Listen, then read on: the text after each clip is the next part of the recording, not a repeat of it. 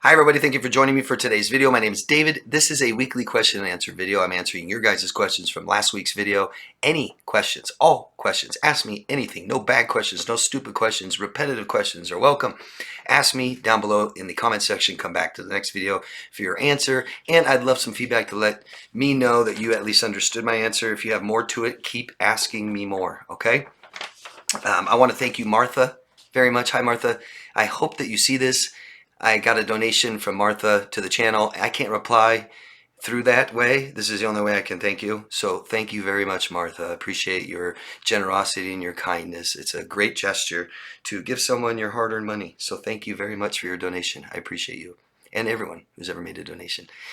So let's move the camera. Let's get into the questions. There's a lot. So I'm not reading every single person's questions, but I did try to answer them in the video. If I missed your question, please let me know. I don't do it on purpose. Sometimes I miss them. Sometimes I don't see them. Sometimes they get erased, deleted. Sometimes people put them on different videos so I don't catch them. So just please ask me again, okay? Give me feedback. Not just how I did, but just to make sure that you understand. And if there's more to the question that you have, just keep asking me more, okay? Let's try to find an answer. So, let's see, this is Midgard 8550. David, your channel was the first I came across several years ago when looking up crazy ex-girlfriend symptoms, which led to the discovery of NPD. I love how you articulate the dynamics and facts of cluster Bs. Thanks for your videos. They've helped tremendously in some trying times. I appreciate your feedback and I'm glad they're helping you. Thank you very much. Tyler Fast says, we need to be in control of our attachment. Very well put. Yes, guys. There's one piece of advice I can tell you about forming new relationships with new people coming into your life. Try to control your attachment. Don't do things that make us attach faster. Go slow, slow, slow, slow. The idea is to find out who we are, or I'm sorry, to find out who the person is before we attach to them very much. Once we attach to them, it gets harder to leave. Yeah. Thanks for the feedback, Tyler. Okay. I think this is a question. Emily Taylor from Latvia. Hi, Emily. Emily's an awesome contributor and supporter of the channel. Hi, David. I hope you and your loved ones are well. We are. Thank you very much. I hope you and your beautiful family as well. I do not have any new questions, but I keep watching videos as many interesting information comes up every week. I like your comparisons between personality disorders. It was very hard for me to understand the concept that I always say, please accept people for who they are, but you don't have to accept them into your life. But during my healing journey, I finally understand this concept. Thank you very much for the video, Emily, Latvia. You're welcome, Emily. Thank you for telling me. Try to understand that, guys. If you value acceptance, let's start being very accepting. Accepting us for who we are unconditionally. Accepting our mistakes and our failures.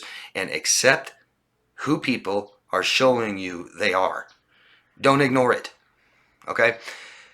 User XP3CU3GE8U. Sounds like one of Elon Musk's children. Hi there, David. I'm from Vancouver, Canada. Beautiful area. Hello. I just separated from my fiance, who I believe has BPD. All of her history and behavior feels more of this. She never abused me with hateful rage or put downs, but I found out she cheated on me with her player. Toxic ex. She begged me back, but I told her, and I don't know if you've seen that video, they seem to, it's almost like they go from the massive abusive narcissist to a nice person and victimize the hell out of them, and then it's not enough, and they go back to their abusive narcissist ex till they find another victim to abuse, and then they go back to it. Yeah. She begged me back, but I told her I can't be with her anymore after this betrayal. Now they are together again. Does this happen with borderlines? I thought once they split back, they don't go back to that person. No. Borderlines love to go back and back and back and back. And they will convince the world you're the most awful, horrible person in the world. And a month later, they'll give you a call and say, God, I miss you. She hated him, but threw away all that we were and all we would have been for someone she knows doesn't love her. Well, if she has BPD and she's toxic and betrays you and goes back to her narcissistic ex, what it could have been would be just worse. Okay? Always gets worse. However it was when you left, just realize it'd be much worse by now. If you get back together with her, it will be worse than when you left. worse and worse and worse, okay? He was very narcissistic and never cared about her at all, and double her age. And I was very romantic, caring, financially secure, outgoing, and everything she said she wanted. Our families were happy about our engagement and even had a party I paid for. A month later, she lied and cheated on me back in November. I'm quite broken from all this because I thought she was happy. Happy is a fleeting emotion. Comes and goes, comes and goes. And we have tons, maybe tens of thousands of emotions. We could have 1,000 emotions at once. Isn't that amazing? We could be happy. We got to be happy right now with you, and I could be content, and I could be a little nervous about what you might do, and I could be still afraid of what the test I have next week, and I could be upset about all the beatings I took when I was a kid, and I'm just making stuff up, you know, and I'm really upset about my dog I lost a couple weeks ago still, and I'm still grieving over my grandma from 4 months ago, and you see, it's something that we need to understand about people with borderline personality disorder is that relationships are too stressful for them, period. So they can be quiet, they can be loud, they can be abusive, non-abusive, they can be this and that and this, doesn't matter. You have borderline personality disorder, you can't handle relationships, period. And I don't fault you for trying. We all seek attachment, we all want some people in our lives, got to, you know, but you don't want to take care of yourself, you're going to ruin every relationship you have, and you're going to ruin people's lives trying. Okay? They can't handle the stress of a relationship. They can't handle the responsibility. They can't take accountability. They can't function well. They don't know who they are. They can't meet their own needs. They can't meet your needs. They can't meet their needs, so you can't meet their needs either. It's impossible. I'm not saying you can't have a relationship. You're like, can you have a relationship with a borderline? Sure. What does that say, right? Doesn't really say much. Well, I knew a married couple that was together for 40 years. They're happy. Just because they're together for 40 years, that doesn't mean they're happy. No. Yeah? And we aren't here to be happy. We're here to be comfortable. So if your relationship has stress in it, you can just cross happiness right off. Yeah? We want to be comfortable with some moments of happiness. Yeah. But we seek comfort. That's what we seek the most in our life. We just want to be comfortable. And having people around us that care about us makes it all a lot easier because life is already stressful, isn't it?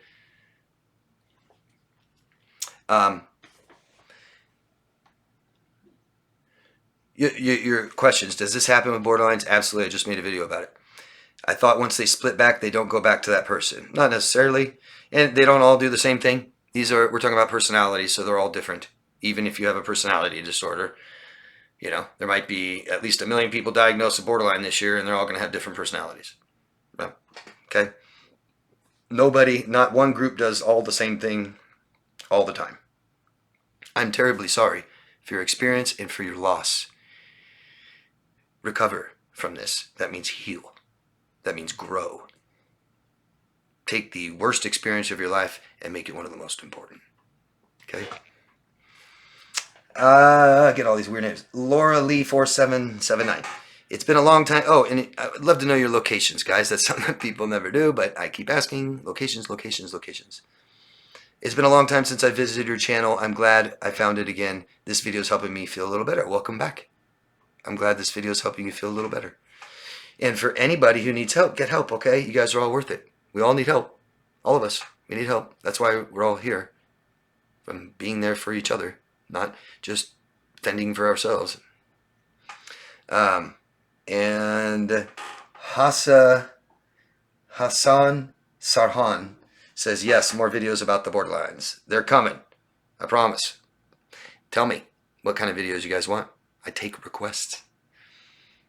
And David with an E, 5094. Hi, David. Thank you, David, for you helped me a lot with your knowledge. I understand my BPD girlfriend now. I did everything for her. Nothing was enough. Don't ever do everything for someone ever again. Would it make sense? Just hear me out. Would it make sense for my best friend to do everything for me in my life? Everything. And then I do everything for my best friend. And I do everything for them and they do everything for me. No. I do everything for myself and my best friend does everything for himself and then we hang out. That's it. Same with girlfriends. Same with wives. Children are the only thing you try to do everything for. Love them unconditionally. We don't do that with other people and other adults. It's weird. Okay? I'm really sorry. But if I do more for someone that does for me, now I'm saying I'm not equal. And I'm the one doing that, yeah? Okay? Be careful for what you accept from people. You did everything for her and nothing was enough. Gave her a car weeks later. She was gone. She beat me multiple times. She threatens me with a big knife because I said I don't want to marry. I know she is damaged. Her father killed her mother when she was 12 years old. Oh my God, how awful. That's sad. I feel sorry for her, but I understand everything a lot better now. Dave from the Netherlands. Thank you, Dave.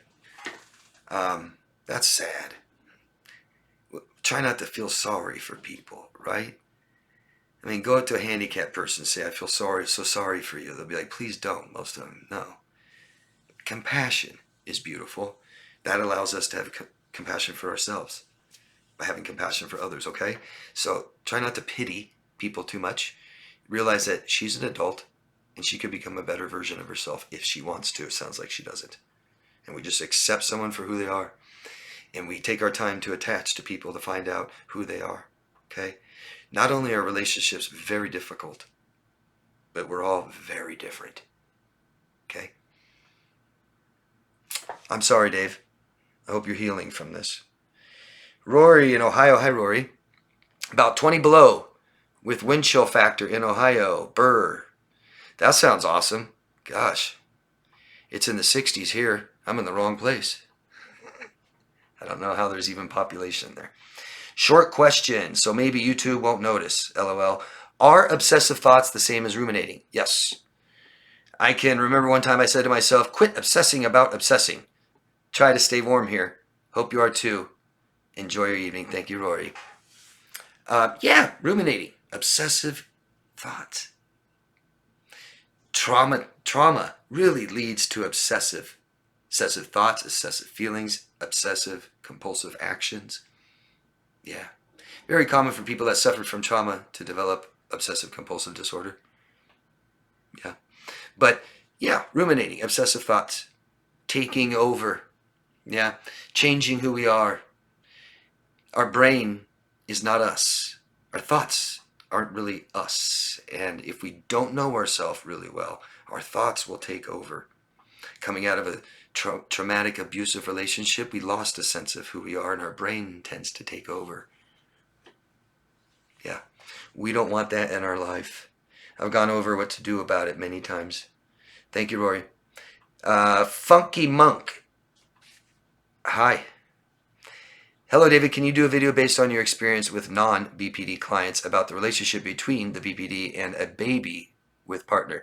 Like, does the baby become favorite person now? And does the baby now regulate the BPD emotions? And also, do the approach, avoidance, repetition, compulsion acted towards the baby and partner? Never seen videos of the dynamics between mother, father with BPD and baby. Well, no, the baby doesn't regulate someone's emotions, right? Like a pet can help calm us down, add comfort. Maybe a baby can too, maybe. But motherhood is stressful. Do you see that? So yes, it'd be nice, for someone that has borderline personality disorder, a mother, and is really upset, and maybe she can hold her baby and calm down. It's not necessarily that the baby is regulating her emotions. Does that make sense? But motherhood is stressful. Yeah, mothers? Can you imagine having serious mental illness and raising a baby? What happens with borderline mothers, they tend to not even connect. A lot of them will reject their babies. We still don't know what postpartum is. I guarantee you borderlines are more susceptible to that. Okay? There's plenty of borderline mothers in prison who murdered their babies. Plenty. It's a thing. I just made a video last week about parallel parenting with a borderline and a child, not necessarily a baby. What you're going to find is, at the end of any relationship, a borderline is going to be re-traumatized, so stressed, right? And now they have this baby, and they're not going to process the relationship they had with you very well at all. Re-traumatized, obsessed on it. Who knows how they'll think about this baby, because the baby will constantly remind them of a relationship that traumatized them, and they're not processing. It's like a trigger all the time. God, you just remind me of your dad all the time, you know? But the responsibilities that come along with raising a baby is difficult.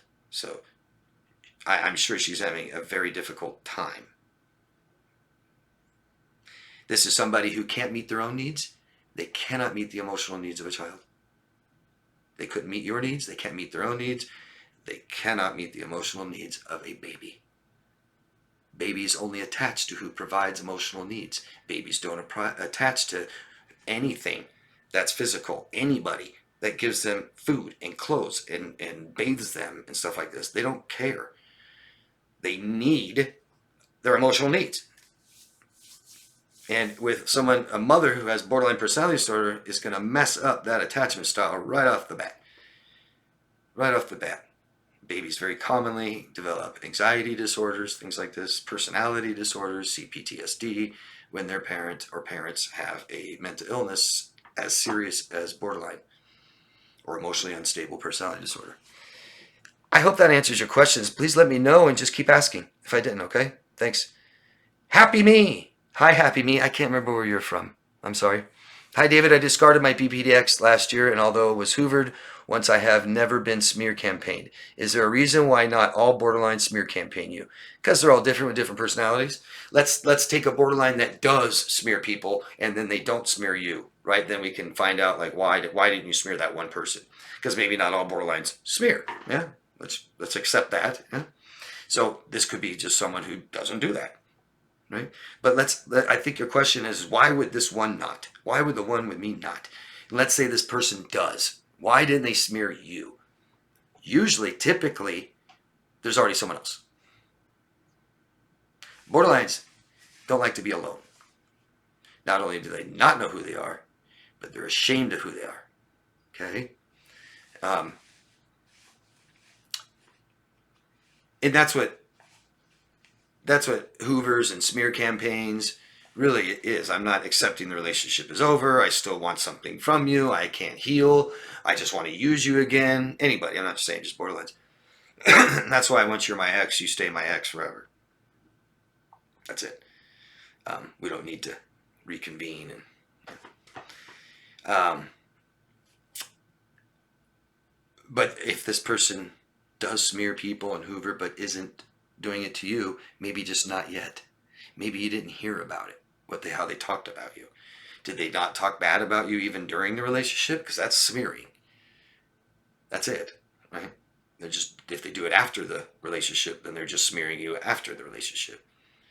If this person has never talked bad about you at all to anybody, which would be surprising, because that means you have to take some personal stock and some personal inventory and accountability, which they're not very good at, right? So if they usually do this, but they're not doing it to you at all, usually there's somebody else.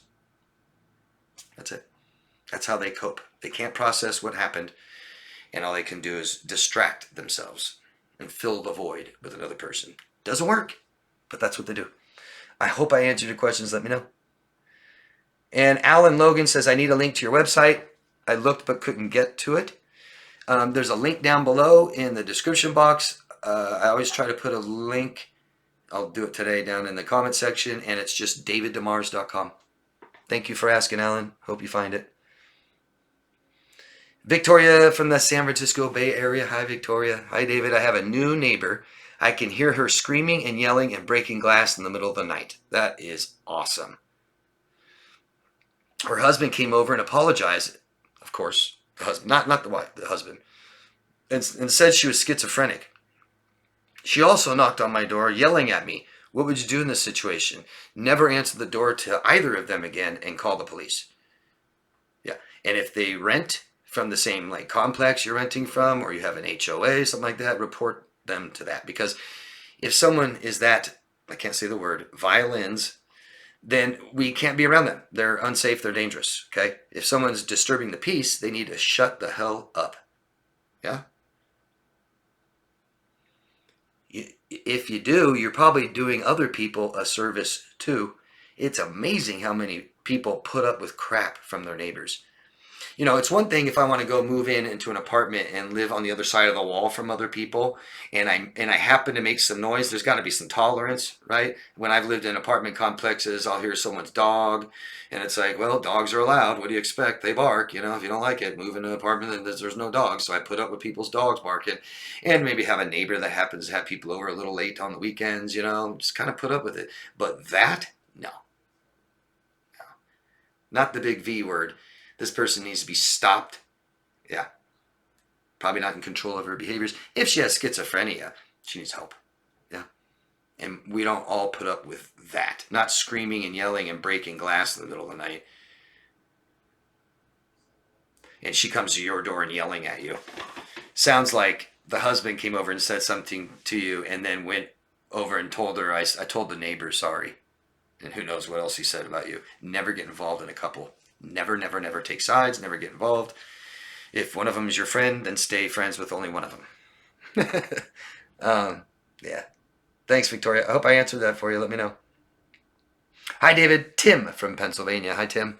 Thank you for answering my question, and I'm sorry for not being specific. I mean to ask about avoidant personality disorder and what a relationship would look like between someone with avoidant personality disorder and someone with borderline personality disorder and or narcissistic personality disorder. I wonder if I have avoidant personality disorder, but I can't find much information on it. Well, Tim, let's not diagnose ourselves, you know. Just go get help from a professional and they'll let you know, right? We all need help in our lives, especially with emotional abuse, emotional trauma. That's the biggest. It's the same thing as not going to the hospital when you're bleeding to death. Okay? It's actually more important. Our emotional health we care about more. So just go ask a professional. Simple. Easy. So what would it look like? Hell. What does a relationship look like with somebody that doesn't have a personality disorder with BPD and NPD? It's hell. Now imagine another person with a personality disorder. Worse. Now you've got two people that can't form and maintain any kind of functional, healthy relationship. So it's absolute chaos. Hell. Addictive. Dependency. So it's going to be real hard to form a relationship with someone that has avoidant personality disorder in the first place. They isolate. They have social phobias. Doctors have wondered if it's the same thing, social phobia and avoidant personality disorder. Very likely. And look, personality disorders are it's in every part of your life. It's who you are, okay? It's not just a couple bad times, low times in your life.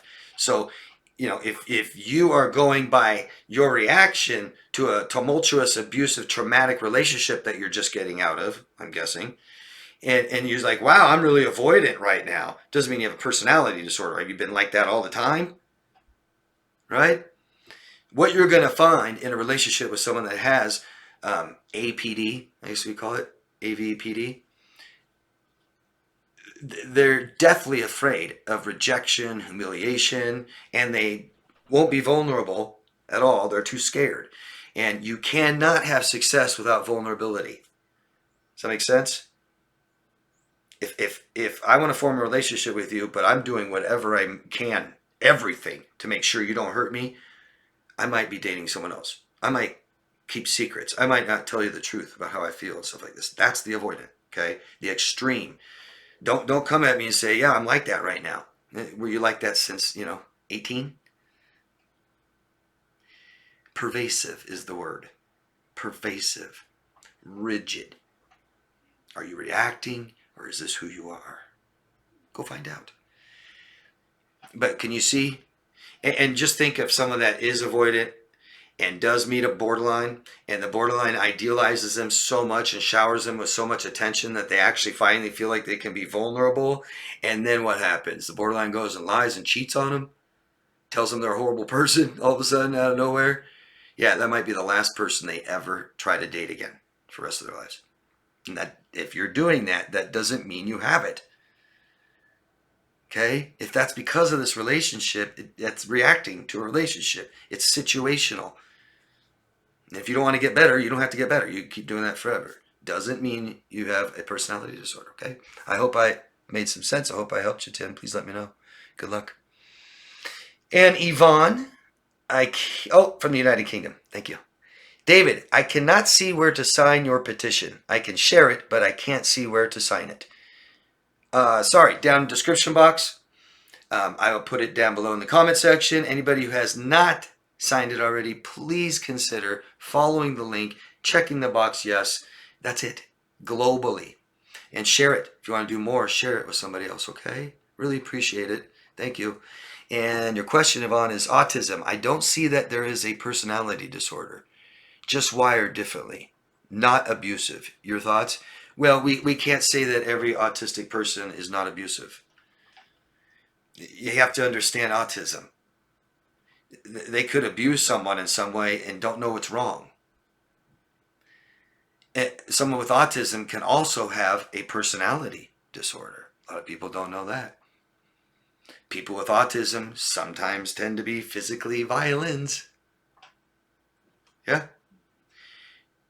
Generally nice, caring, thoughtful people. They don't understand society and our rules very well. I watched a murder interrogation once where it was like an 18-year-old male with autism was proud of himself for killing his friend's dad. The friend talked him into murdering her dad for her. And he thought he did a great justice because she said he abused me. He's like, yeah, I killed him because he abused her. That's what she wanted. Aren't I great? And finally at the end, the detectives are like, you committed murder. And he couldn't believe it. He was just like, huh? It's wrong what I did? I mean, okay. It's not a personality disorder. No, they're totally different. And just like almost everything in psychology, everything's connected. There's overlapping traits. I often get asked if someone is autistic or a narcissist.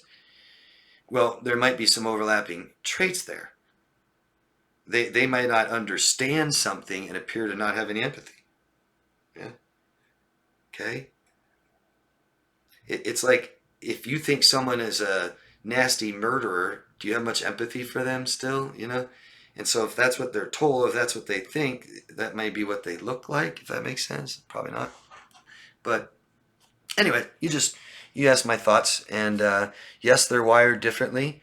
Autism can be something you develop at birth or after you're born.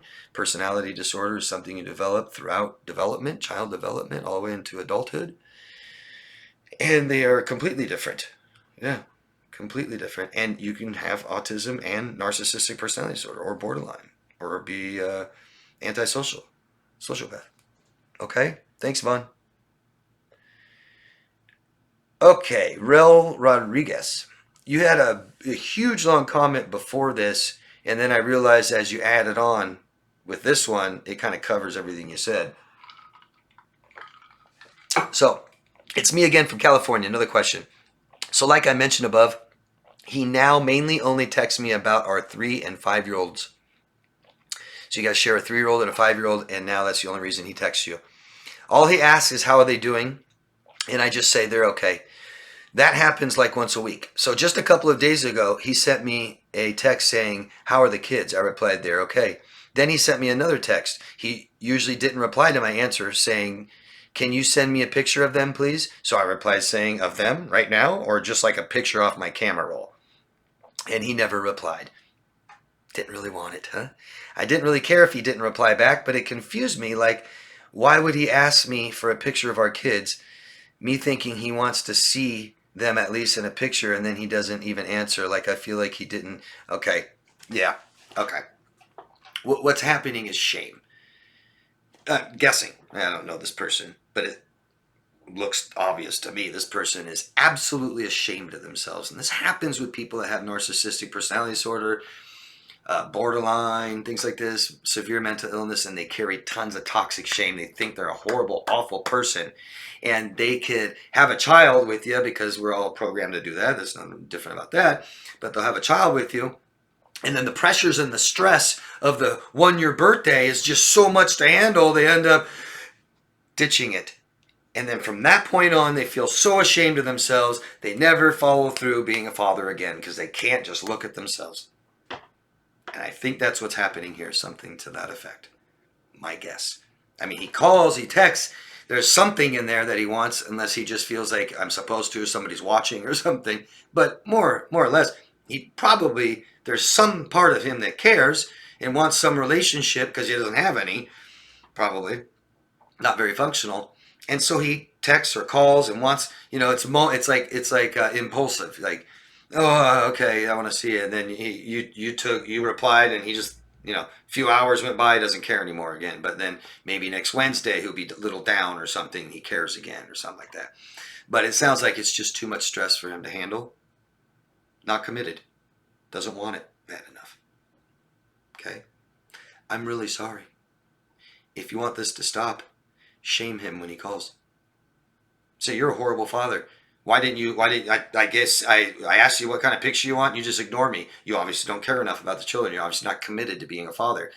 What a waste of time. You think going in and out of their lives means something to them? Do you care about them at all? That usually gets rid of them. And I'm not trying to hurt people or tell you to hurt people. Just call them out on their behavior. That's it. Shame the hell out of them and keep them away from your children. Usually it's better. If he's toxic and abusive or violent, stuff like this, just shame him.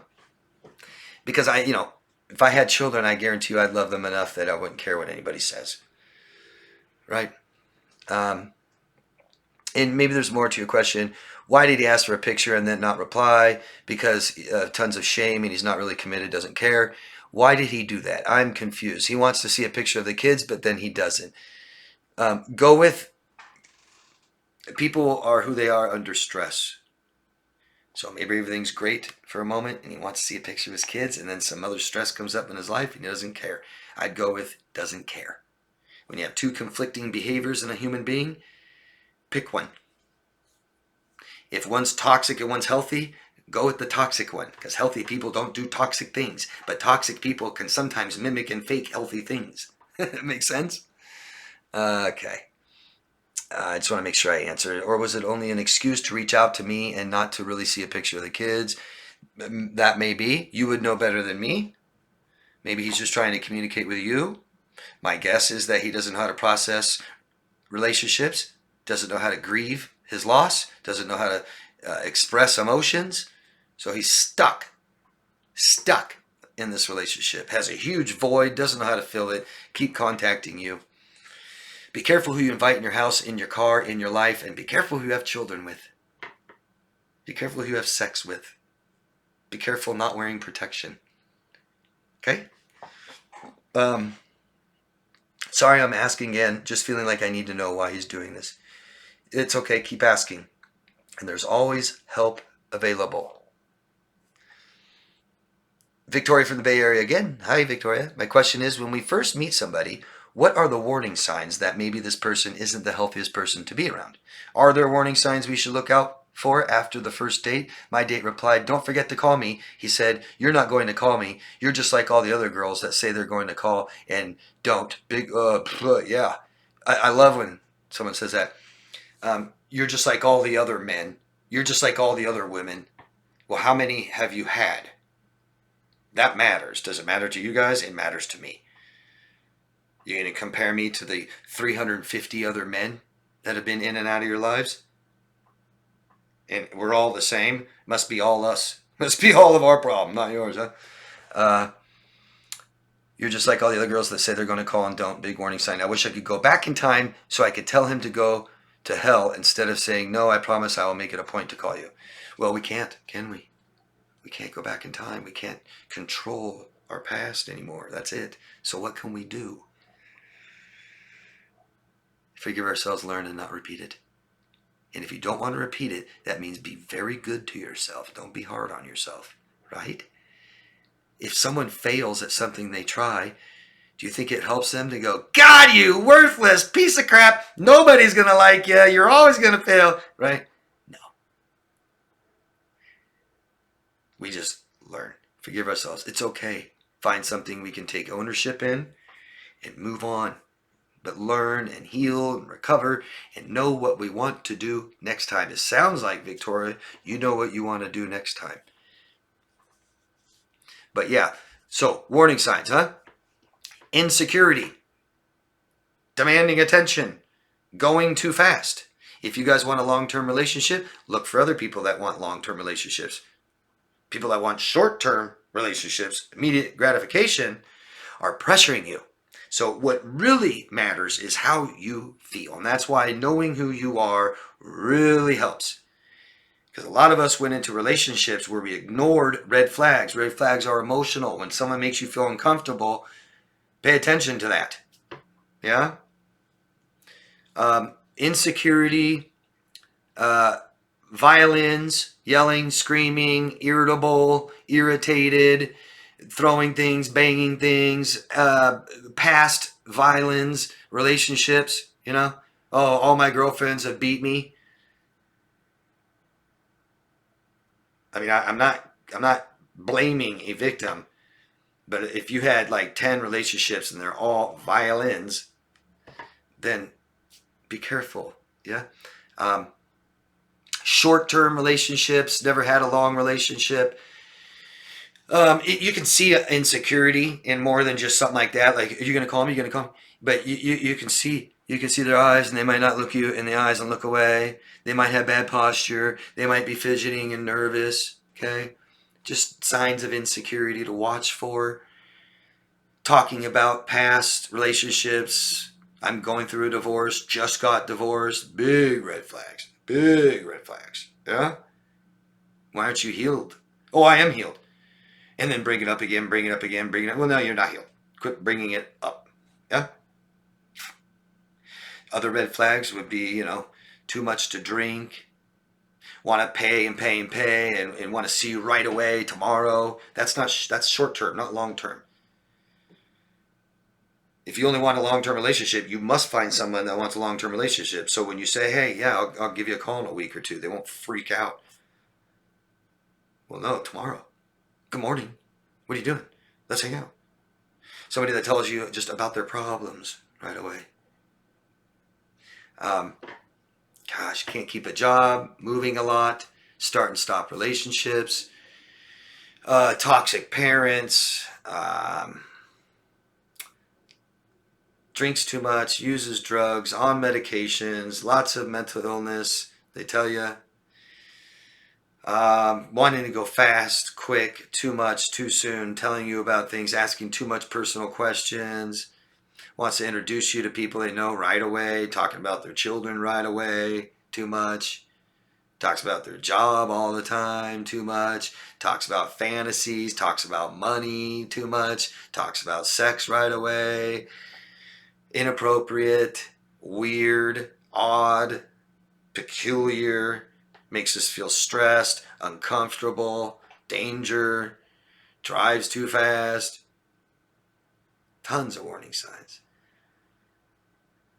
But somebody that's not trying to get something from you, that just enjoys your company and, hey, you want to hang out again sometime again?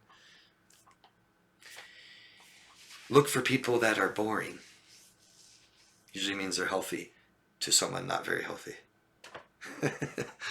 Thanks, Victoria. Anybody, you got your own, please say them down below. Give examples, of things we can see and hear about right away. But basically someone tells you who they are and then shows you different. Be careful. Be careful. I am big on loyalty. My ex-girlfriend's a total whore. Okay? So it's okay to call her names and talk about her because you don't like her? Because she hurt you? I don't care. I'm still loyal. I don't trash people in my past. Don't need to. It's not right. I cared about them, or maybe I still care about them, right? My care doesn't switch on and off like a light switch. Watch how people talk about other people. Watch how people talk about their enemies. Okay? And that's it, guys. That's all the questions. Thank you very much. I would love to hear more questions, more examples down below, things like that. Please support Stop Narcissistic Online Bullying Petition. You can find me at daviddemars.com if you want coaching. If you like this video, I'd appreciate a thumbs up, a share, and subscribe to the channel. And most of all, make sure you love yourself first, guys. Thank you. Bye-bye.